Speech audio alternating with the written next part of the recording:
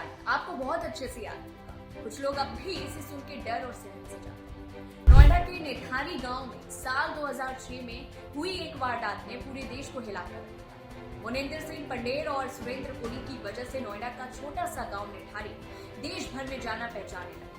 वारदात के 18 साल बाद भी निठारी गांव का नाम सुनते ही लोग जो है अब भी डर जाते हैं और सहम जाते हैं। निठारी कांड का नाम आते ही लोग इस वाक्य को फिर से याद करने लगते हैं जब न्यूज चैनलों और न्यूज़पेपर्स में निठारी कांड हेडलाइन में छाया रहता है।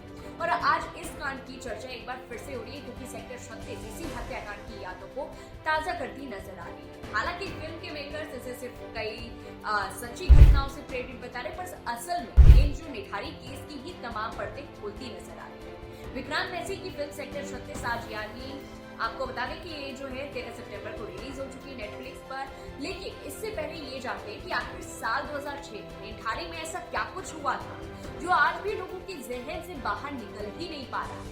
नोएडा के सेक्टर 31 की कोठी नंबर D5 रहने वाले मोनेंद्र सिंह पंडेर पर 2005 से लेकर 2006 तक बच्चों की हत्या का आरोप है। इस पूरे मामले का खुलासा पायल नाम की लड़की की हत्या की जांच से हुआ था। पहले 31 बच्चों की हत्या के आरोप पंडेर और उसके नौकर कोहली पर लगे, लेकिन जांच में 19 लोगों की हत्या, यौन शोषण और सबूत मिटाने की बात सामने आई। इनमें 10 लड़कियां शामिल थी, लेकिन इनमें से कुछ के डीएनए सैंपल मैच नहीं हुए और कुछ मामलों में आरोपी जो वो बचे। मोनेंद्र सिंह पंडेर के घर के पीछे नाले से पुलिस को 19 नर कंकाल मिले। ये कंकाल बच्चों और महिलाओं के। इस घटना के बाद मोनेंद्र सिंह पंडेर और सुरेंद्र कोहली को गिरफ्तार कर लिया गया। सीबीआई को इंसानी हड्डियों के कुछ हिस्से और 40 इस तरह के पैकेट मिले थे जिनमें मानव अंगों को भरकर नाले में फेंका गया। मामले में लापरवाही बरतने के आरोप में नोएडा पुलिस के 3 सीनियर अफसरों समेत कई पुलिसकर्मी सस्पेंड भी कर दिए गए और एक पुलिसकर्मी की मौत हुई। फिल्म सेक्टर 36 की कहानी ये कोठी में शुरू हुई, जहां प्रेम सिंह सोफे पर लेटे हुए टीवी पर करोड़पति बनाने वाला शो देख रहा होता है। शो खत्म होने पर वह जब उठता है तो प्लेट में पड़ी हड्डियां साफ करता है और ऊपर अपने कमरे में पहुंचता है, जहां पहले से बंधी हुई एक स्कूली बच्ची को बेरहमी से मौत के घाट उतारता है।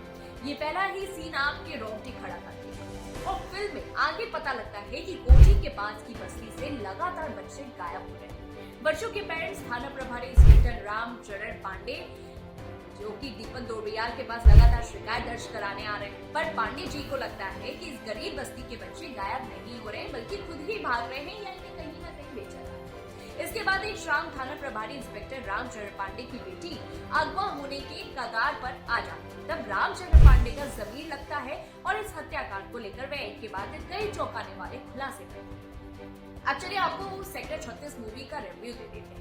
देखिए, निर्देशक आदित्य निम्बालकर ने अपनी पहली ही फिल्म में संवेदनशील और सनसनीखेज विषयों को चुना है, जिसे वह गंभीरता और स्क्रीन पर उतारने में हमेशा से कामयाब साबित हुए। फिल्म के डायरेक्टर ने ऐसी वारदात करने वाले साइकोपैथ की मनोदशा, अमीर गरीब की खाई और सिस्टम की खामियाजे जैसे पहलू बखूबी दर्शाए।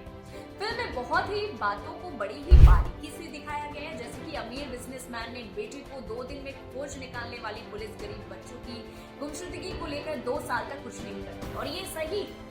वहीं फिल्म के कई सीन बहुत ही जानदार हैं। अच्छी बात यह भी है कि बचपन के एक ड्रामा को वजह बताने के बावजूद वे आरोपी के प्रति सहानुभूति पैदा करने की कोशिश नहीं करते। फिल्म की स्टारकास्ट और उनकी एक्टिंग जो है वो काफी ही अच्छी है, काफी ही देखने लायक है। साइकोपैथ के रूप में विक्रांत मैसी ने दमदार एक्टिंग की और अगर मतलब मैंने भी ये मूवी देखी है और विक्रांत मैसी की एक्टिंग से ऐसा लगता है कि आपके सामने सच में एक ना साइको किलर बैठा हो। उसकी एक्टिंग, उनकी एक्टिंग के बारे में तो क्या कह रहा है, वो कहते हैं ना चुम्बेश्वरी परफॉर्मेंस, ये वही है। और वही इंस्पेक्टर के रोल में जहां दीपक दोबरियाल हैं वो भी काफी अच्छे लग रहे हैं, काफी हैंडसम नजर आ रहे हैं। उन्होंने अपने कॉमिक किरदारों से बाहर निकल करके काफी उन्होंने शानदार काम किया है।